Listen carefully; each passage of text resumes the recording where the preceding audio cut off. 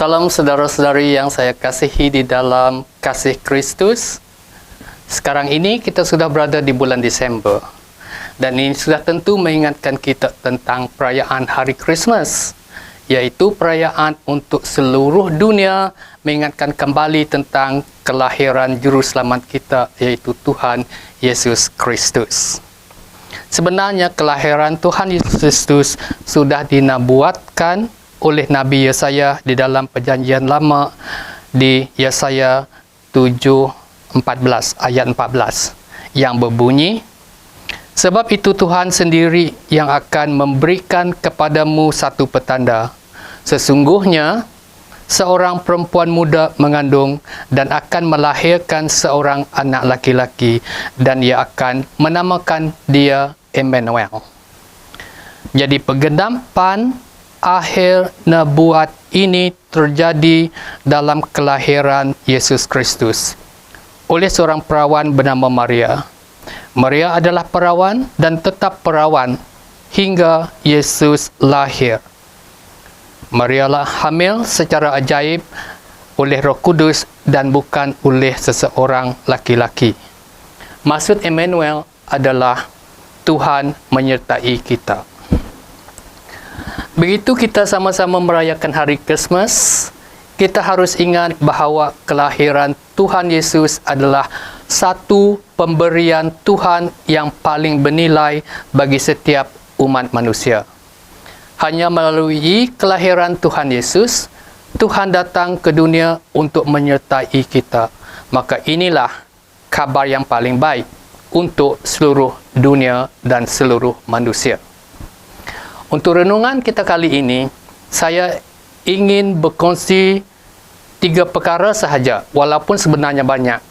Tetapi 3 itu saya rasa memadai untuk hari Christmas hari ini, tentang kabar baik yang dibawakan oleh Tuhan Yesus melalui kelahirannya. Yang pertama adalah untuk mengungkapkan atau menunjukkan betapa besarnya kasih Allah untuk manusia yang berdosa. Setiap manusia, seperti yang kita ketahui, lahir ke dunia ini dan telah mewarisi dosa-dosa yang dilakukan oleh Adam dan Hawa di Taman Eden. Di mata Tuhan, tiada manusia yang sempurna. Hukum dosa adalah maut dan kebinasaan.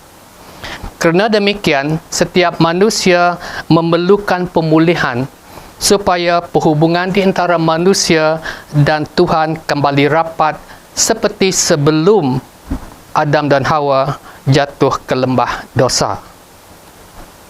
Kerana manusia tak mampu untuk memulihkan keadaan, maka Tuhan telah merencanakan kelahiran seorang juru selamat untuk memulihkan perhubungan di antara Tuhan dan manusia, seperti yang tercatat dalam Yohanes bab 3 ayat 16 yang berbunyi, kerana begitu besar kasih Allah akan dunia ini, sehingga ia telah mengurniakan anaknya yang tunggal, supaya setiap orang yang percaya kepadanya tidak binasa, melainkan beroleh kehidupan yang kekal.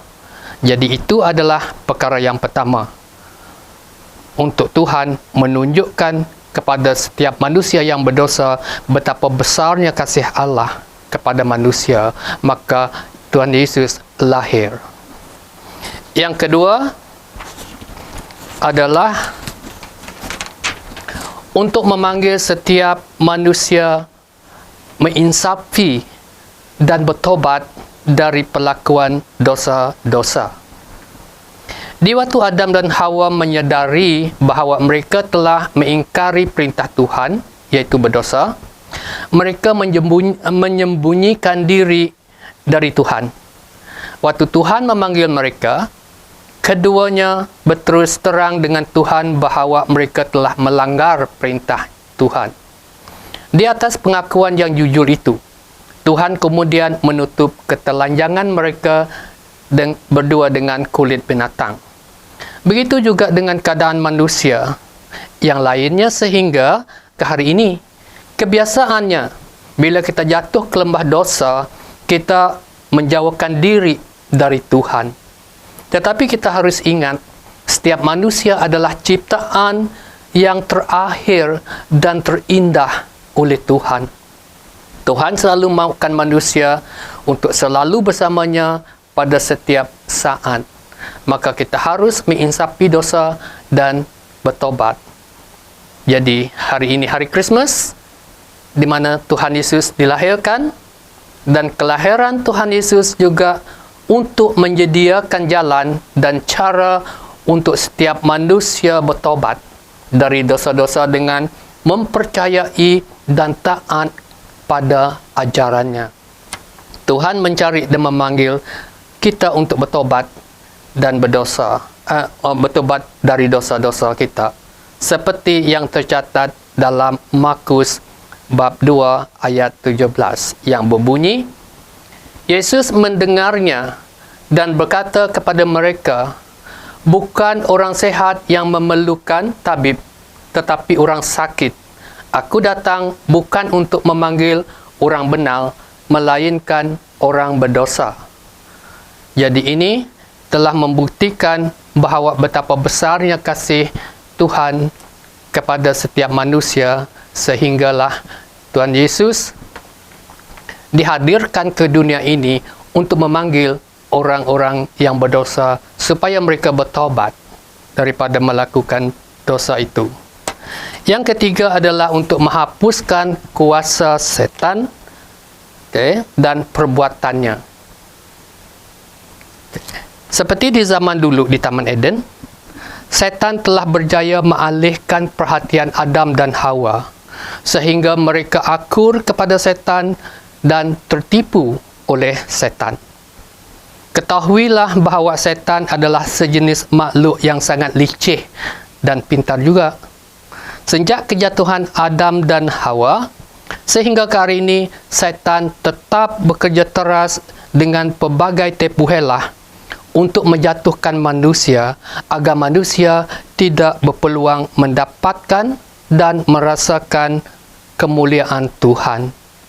Tuhan faham tentang kelemahan-kelemahan manusia bila berhadapan dengan setan dan kuasanya. Maka Tuhan merencanakan untuk menghantarkan utusan dari surga untuk menentang kuasa-kuasa yang setan miliki itu. Maka Tuhan Yesus telah diutuskan, dan hanya Yesus yang mampu menghapuskan setan, kuasanya dan perbuatannya, seperti yang tercatat di dalam 1 Yohanes bab 3 ayat 8 yang berbunyi, barang siapa yang tetap berbuat dosa berasal dari iblis, sebab iblis berbuat dosa dari mulanya.